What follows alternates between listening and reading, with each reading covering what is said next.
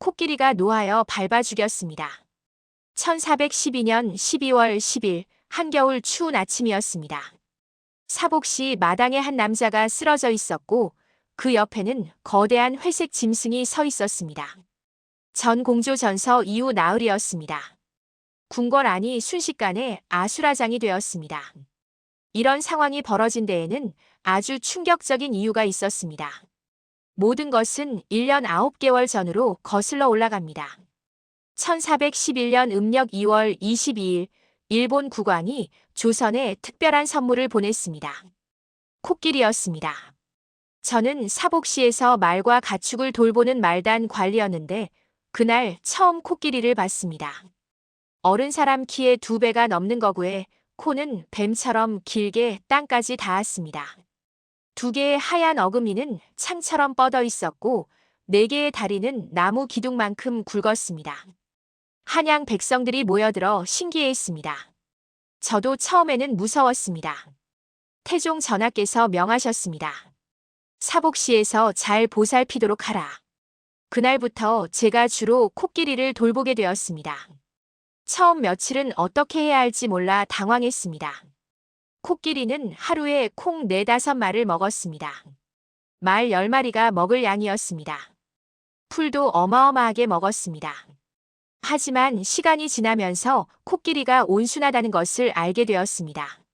제가 풀을 가져다 주면 코로 천천히 받아 먹었습니다. 물을 채워주면 코를 물속에 넣었다가 입으로 가져가 마셨습니다. 가끔은 코로 제 어깨를 살짝 건드리기도 했습니다. 애정 표현이었습니다. 처음 몇 달은 궁궐 사람들이 신기해서 구경을 왔습니다. 궁녀들, 어린 왕자들, 관리들 모두가 놀라워했습니다. 하지만 시간이 지나면서 분위기가 바뀌었습니다. 저 짐승이 먹는 게 얼마나 되는지 아십니까? 한 달에 콩만 100마리 넘습니다. 쓸모도 없이 곡식만 축냅니다. 조정 대신들이 상소를 올리기 시작했습니다. 코끼리를 중국에 보내거나 섬으로 내보내자는 의견이었습니다. 태종 전하께서는 그런 상소들을 모두 물리치셨습니다. 일본이 우위로 보낸 선물을 함부로 내칠 수 없다는 것이었습니다. 1년이 넘게 지났습니다. 그 해는 흉년이 들었습니다. 백성들도 먹을 것이 부족한데 코끼리에게 곡식을 먹인다는 원성이 높아졌습니다. 저는 코끼리 먹이를 조금씩 줄일 수밖에 없었습니다. 코끼리는 예전만큼 활발하지 않았고 눈빛도 흐려졌습니다. 그러던 1412년 12월 10일 아침이었습니다. 전공조전서 이후 나으리가 사복시에 들어섰습니다. 이미 관직에서 물러나신 분이었는데 코끼리를 한번 보고 싶다고 하셨습니다. 저는 이상한 예감이 들었습니다. 이후 나으리는 코끼리를 비난하는 상소에 동조했던 사람이라고 들었기 때문입니다. 나으리가 코끼리 우리 앞에 섰습니다. 코끼리는 한쪽 구석에 서서 풀을 뜯고 있었습니다. 이게 그 코끼리란 말이오. 생각보다 볼품없구려. 나으리의 목소리에는 경멸이 묻어났습니다. 코끼리가 고개를 돌려 이후 나으리를 바라봤습니다. 이런 추한 것에 나라의 곡식을 축낸다니. 이후 나으리가 한 걸음 더 다가갔습니다. 그리고 입에 침을 모으더니 코끼리를 향해 침을 뱉었습니다. 퇴. 침이 코끼리의 이마에 떨어졌습니다. 시간이 멈춘 것 같았습니다. 코끼리의 눈빛이 변했습니다. 분노였습니다. 나으리, 물러나십시오. 저는 소리쳤지만 이미 늦었습니다. 코끼리가 우리 울타리 쪽으로 걸어왔습니다. 코로 울타리 기둥을 밀었습니다. 나무 기둥이 소리를 내며 부러졌습니다. 사람들이 비명을 질렀습니다. 코끼리가 울타리 밖으로 나왔습니다.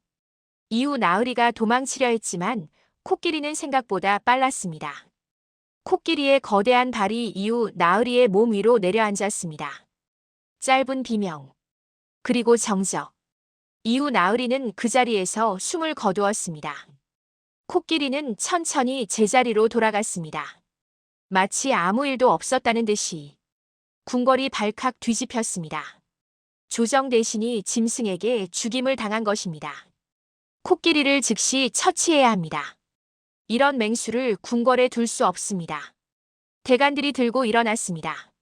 저는 입을 열고 싶었습니다. 이후 나으리가 먼저 코끼리를 모욕했다고 침까지 뱉었다고 말하고 싶었습니다. 하지만 저는 말단 관리에 불과했습니다. 제 목소리는 조정에 닿지 않았습니다. 며칠간 논쟁이 이어졌습니다. 코끼리를 죽여야 한다는 목소리, 섬으로 보내야 한다는 의견, 그냥 가두고 관리만 철저히 하자는 주장까지 다양했습니다. 마침내 태종 전하의 결정이 내려졌습니다. 코끼리를 순천부 장도로 보내어 방목하도록 하라. 유배였습니다. 사람을 죽인 짐승을 처벌하는 전례 없는 판결이었습니다. 죽이지는 않지만 궁궐에서 쫓아낸다는 것이었습니다. 저는 그날 밤 코끼리 우리 앞에 섰습니다. 코끼리도 저를 보고 있었습니다. 달빛 아래 그 커다란 눈이 저를 바라봤습니다. 미안하오. 제가 할 수 있는 말은 그것뿐이었습니다. 코끼리는 천천히 코를 들어 제 어깨에 살짝 얹었습니다. 예전처럼. 저는 눈물이 날 것 같았습니다. 며칠 뒤 코끼리를 장도로 보내는 날이 되었습니다. 저도 동행하라는 명을 받았습니다. 한양에서 전라도 순천까지 먼 길이었습니다. 보름 이상 걸릴 여정이었습니다. 코끼리는 순순히 따라왔습니다. 마치 자신의 운명을 받아들인 것처럼 천천히 걸었습니다. 길을 가는 동안 사람들이 구경을 나왔습니다. 어떤 이들은 신기해했고 어떤 이들은 두려워했습니다. 저 짐승이 사람을 밟아 죽였다며? 유배를 가는 건가? 그런 말들이 들렸습니다. 코끼리는 아무 반응도 보이지 않았습니다. 그저 묵묵히 걸어갈 뿐이었습니다. 보름이 지나 순천에 도착했습니다. 다시 배를 타고 바다로 나가야 했습니다. 장도는 작은 섬이었습니다. 나무도 별로 없고 대부분 바위와 갯벌이었습니다. 풀이라곤 바다풀이 전부였습니다. 배가 섬에 닿았습니다. 코끼리를 내리는 작업이 시작되었습니다. 코끼리는 섬 땅을 밟고 주위를 둘러봤습니다. 황량했습니다. 저는 코끼리 앞에 섰습니다. 여기서 지내야 하오. 미안하오. 코끼리가 저를 바라봤습니다. 그 눈빛에서 저는 무언가를 읽었습니다. 배신감이었을까요? 슬픔이었을까요? 다음 날 아침 저는 배를 타고 섬을 떠나야 했습니다. 떠나기 전 마지막으로 코끼리를 봤습니다. 코끼리는 해변에 서서 저를 보고 있었습니다. 그것이 마지막이 될 줄 알았습니다. 코끼리가 먹이를 먹지 않고 사람을 보면 눈물을 흘립니다. 한양으로 돌아온 지 한 달쯤 지났을 때 전라도 관찰사의 긴급 보고가 올라왔습니다. 제가 그 소식을 전해 들었을 때 가슴이 철렁 내려앉았습니다. 코끼리가 죽어가고 있다는 것이었습니다. 이런 상황이 벌어진 데에는 아주 충격적인 이유가 있었습니다. 장도에 도착한 코끼리는 단 한 번도 제대로 먹이를 먹지 않았다고 했습니다. 섬을 관리하는 사람들이 바다풀을 베어다 주었지만 코끼리는 냄새만 맡고 고개를 돌렸습니다. 육지에서 풀을 구해 배로 날랐지만 마찬가지였습니다. 입에 대기만 하다가 뱉어냈습니다. 더 이상한 것은 코끼리의 행동이었습니다. 사람이 섬에 오면 코끼리는 다가왔습니다. 그리고 그 사람을 바라보며 눈물을 흘렸습니다. 처음에는 관리인이 착각인 줄 알았다고 했습니다. 하지만 매번 같았습니다. 사람을 볼 때마다 코끼리의 눈에서 눈물이 흘러내렸습니다. 짐승이 눈물을 흘린다니. 조정에서도 그 보고를 의아하게 여겼습니다. 하지만 저는 알았습니다. 코끼리가 무언가를 말하고 있다는 것을. 말로 할 수 없으니 눈물로 호소하고 있다는 것을.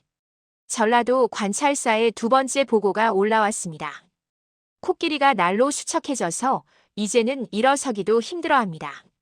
저는 더 이상 참을 수 없었습니다. 상관에게 청했습니다. 제가 장도에 다녀와도 되겠습니까? 코끼리를 제가 가장 오래 돌봤으니 혹시 도움이 될까 합니다. 허락을 받고 다시 전라도로 향했습니다.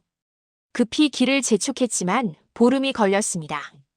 순천에서 배를 타고 장도에 도착했을 때는 이미 2달이 지난 뒤였습니다.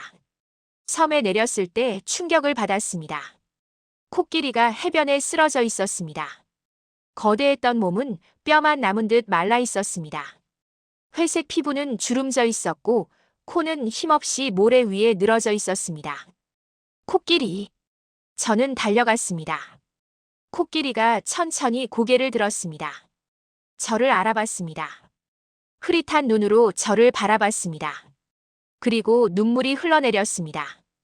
왜 이렇게 된 거요? 저는 코끼리 앞에 무릎을 꿇었습니다. 코끼리의 코가 천천히 움직였습니다. 제 손을 향해 뻗어왔습니다. 저는 그 코를 잡았습니다. 말라비틀어진 코였습니다. 섬 관리인이 다가왔습니다. 이 짐승이 정말 이상합니다. 먹이를 주면 냄새만 맡고 뱉어냅니다. 그저 해변에 앉아서 바다만 바라보고 있었습니다. 물은 마셨습니까? 물도 거의 마시지 않았습니다. 저는 이해했습니다. 코끼리가 단식을 하고 있다는 것을. 항의였습니다. 자신은 억울하다고 이곳에 있어서는 안 된다고 말하는 것이었습니다. 말로 할 수 없으니 몸으로 말한 것이었습니다. 저는 코끼리 곁에 앉았습니다. 한참을 그렇게 있었습니다. 코끼리는 저를 바라보며 계속 눈물을 흘렸습니다. 그 눈물 한 방울 한 방울이 제 가슴을 찔렀습니다. 미안하오. 내가 막지 못해서. 내가 당신을 지켜주지 못해서. 코끼리가 제 어깨에 코를 얹으려 했습니다. 하지만 힘이 없어 중간에 떨어졌습니다. 저는 그 코를 받쳐주었습니다. 며칠을 섬에 머물렀습니다. 코끼리에게 먹이를 주려 했지만 소용없었습니다. 입에 풀을 넣어줘도 씹다가 뱉었습니다. 콩을 주어도 마찬가지였습니다. 하지만 제가 옆에 있으면 코끼리는 조금이나마 반응을 보였습니다. 고개를 들어 저를 보았고 가끔은 코로 제 손을 만졌습니다. 그것이 전부였지만 그것만으로도 의미가 있었습니다. 일주일째 되던 날 저는 결심했습니다. 한양으로 돌아가 직접 상소를 올려야겠다고. 코끼리의 상황을 전하께 알려야 한다고. 조금만 기다리시오. 내가 전하께 아르겠소. 코끼리가 저를 바라봤습니다. 그 눈빛에는 희망이 없었습니다. 이미 포기한 것 같았습니다. 한양으로 돌아와 저는 상소문을 작성했습니다. 밤을 새워 썼습니다.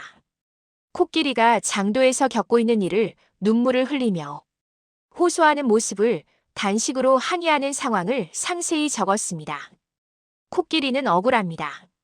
먼저 모욕을 받았습니다. 하지만 말로 표현할 수 없어 눈물로 호소하고 있습니다. 상소는 사복시를 거쳐 조정으로 올라갔습니다. 며칠이 지났습니다. 대관들은 여전히 부정적이었다고 했습니다.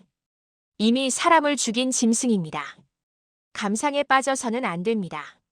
하지만 태종 전하께서는 달랐습니다. 전하께서 제 상소를 직접 읽으셨다고 했습니다. 오래 읽으셨다고 했습니다. 그리고 며칠 뒤 전하의 명이 내려졌습니다. 코끼리를 불쌍히 여긴다. 육지로 내보내어 처음처럼 기르도록 하라. 조정이 술렁거렸습니다. 유배를 풀어준다는 것이었습니다. 대관들이 반발했지만 전하께서는 뜻을 굽히지 않으셨습니다. 짐승이라도 억울함이 있을 수 있다. 눈물을 흘렸다 하지 않았는가. 저는 그 소식을 듣고 눈물이 났습니다. 전하께서 코끼리의 마음을 읽어주신 것입니다. 다시 전라도로 향했습니다. 이번에는 코끼리를 데려오기 위해서였습니다. 급히 달려 장도에 도착했을 때 코끼리는 여전히 해변에 쓰러져 있었습니다. 코끼리, 이제 괜찮소. 전하께서 용서하셨소. 육지로 돌아갈 수 있소. 코끼리가 천천히 고개를 들었습니다. 제 말을 알아듣는 것처럼 눈빛이 조금 살아났습니다. 다시 제대로 된 먹이를 먹을 수 있소. 한양으로는 못 가지만 적어도 이 섬에서는 벗어날 수 있소. 코끼리가 일어서려 했습니다. 온몸이 떨렸지만 힘을 다해 일어났습니다. 살고자 하는 의지였습니다. 배로 육지에 데려왔습니다. 순천 관아에서 며칠 쉬게 했습니다. 콩과 풀을 주었습니다. 코끼리는 이번에는 먹었습니다. 천천히 조금씩이었지만 먹기 시작했습니다. 일주일쯤 지나자 코끼리의 눈빛이 조금 살아났습니다. 여전히 약했지만 죽음의 그림자는 사라졌습니다. 하지만 조정에서 명이 왔습니다. 한양으로 데려오지 말고 충청도나 전라도 어딘가에 두고 관리하라는 것이었습니다. 결국 코끼리는 궁궐로 돌아갈 수 없었습니다. 저는 복잡한 심정이었습니다. 살려주셨지만 완전히 용서한 것은 아니었습니다. 코끼리는 여전히 떠돌이 신세였습니다. 그래도 섬보다는 나았습니다. 적어도 제대로 된 풀과 곡식을 먹을 수 있었으니까요. 코끼리를 충청도로 보내는 날 저는 마지막 인사를 했습니다. 잘 지내시오. 이제는 평화롭게 살 수 있을 거요. 코끼리가 제 어깨에 코를 얹었습니다. 예전보다 힘이 없었지만 그래도 따뜻했습니다. 그날 밤 저는 생각했습니다. 과연 이것이 끝일까? 코끼리는 정말 평화로운 삶을 살 수 있을까? 불안한 예감이 들었습니다. 코끼리가 또 사람을 해쳤습니다. 세종 3년 1421년 3월 14일 충청도 공주에서 급보가 왔습니다. 코끼리를 돌보던 사육사가 코끼리에게 채어 죽었다는 것이었습니다. 저는 그 소식을 듣고 온몸이 얼어붙었습니다. 다시, 또다시. 이런 상황이 벌어진 데에는 아주 충격적인 이유가 있었습니다. 태종 전하께서 승하하시고 세종 전하께서 즉위하신 지 3년이 지났습니다. 그 사이 코끼리는 전라도, 충청도, 경상도를 떠돌아다녔습니다. 세도가 번갈아가며 코끼리를 맡아 기르는 방식이었습니다. 어느 한 곳도 코끼리를 오래 두고 싶어 하지 않았기 때문입니다. 하루에 먹는 양이 너무 많습니다. 백성들의 원성이 높습니다. 이 짐승이 도대체 무슨 도움이 됩니까? 관찰사들이 올리는 장계는 한결같이 불평이었습니다. 코끼리는 짐이었습니다. 무겁고 성가신 짐. 코끼리는 평생 떠돌았습니다. 한 곳에 정착하지 못하고 몇 달에 한 번씩 낯선 곳으로 옮겨 다녔습니다. 그리고 이번에는 충청도 공주에서 사고가 났습니다. 충청도 관찰사의 보고서에는 이렇게 적혀 있었습니다. 공주에서 코끼리를 기르던 종이 발에 차여 죽었습니다. 이 짐승은 나라에 아무런 이익도 되지 않으니 청컨대 다시 섬으로 보내소서. 조정에서 회의가 열렸습니다. 이번에는 죽여야 한다는 목소리가 더 컸습니다. 2명이나 죽였습니다. 이제는 살려둘 수 없습니다. 하지만 세종 전하께서는 선친인 태종 전하와 같은 마음을 가지셨습니다. 짐승이 사람을 해쳤으나 고의인지 우연인지 알 수 없다. 이미 여러 해 우리 땅에서 살아왔으니 함부로 죽일 수 없다. 결국 코끼리는 다시 장도로 보내졌습니다. 하지만 이번에는 조건이 있었습니다. 물과 풀이 좋은 곳에 내어놓고 병들어 죽지 않게 하라. 전하께서는 코끼리를 벌하면서도 살게 하고 싶으셨던 것입니다. 저는 그 소식을 듣고 가슴이 아팠습니다. 10년 전 장도에서 겪었던 일이 떠올랐습니다. 눈물 흘리던 코끼리, 단식하던 모습. 이번에도 똑같은 일이 벌어질 것이었습니다. 소식을 전해 들었습니다. 코끼리는 다시 장도에서 먹이를 거부했다고 했습니다. 10년 전처럼. 관리들이 억지로 먹이를 입에 넣어줘도 씹다가 뱉었습니다. 한 달이 지나고 2달이 지났습니다. 코끼리는 점점 쇠약해졌습니다. 저는 더 이상 코끼리를 직접 돌보는 위치가 아니었지만 소식은 계속 들렸습니다. 여름이 되었습니다. 장마가 시작되었습니다. 어느 날 전라도 관찰사의 급보가 올라왔습니다. 코끼리가 위독합니다. 며칠 뒤 최종 보고가 올라왔습니다. 코끼리가 죽었습니다. 장도의 해변에 서였다고 했습니다. 바다를 바라보는 자세로 쓰러져 있었다고 했습니다. 마지막까지 무언가를 기다린 것처럼. 저는 그날 일을 할 수가 없었습니다. 자리에 앉아 멍하니 창밖을 바라봤습니다. 코끼리가 떠났습니다. 10년 동안 이 땅에서 떠돌다가 결국 외로운 섬에서 생을 마감했습니다. 조정에서는 별다른 반응이 없었습니다. 골칫거리가 사라졌다는 안도감만 있었습니다. 더 이상 코끼리 이야기를 하는 사람이 없었습니다.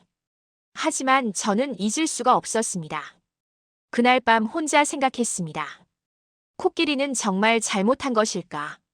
이후 나으리를 밟아 죽인 것, 공주의 사육사를 해친 것.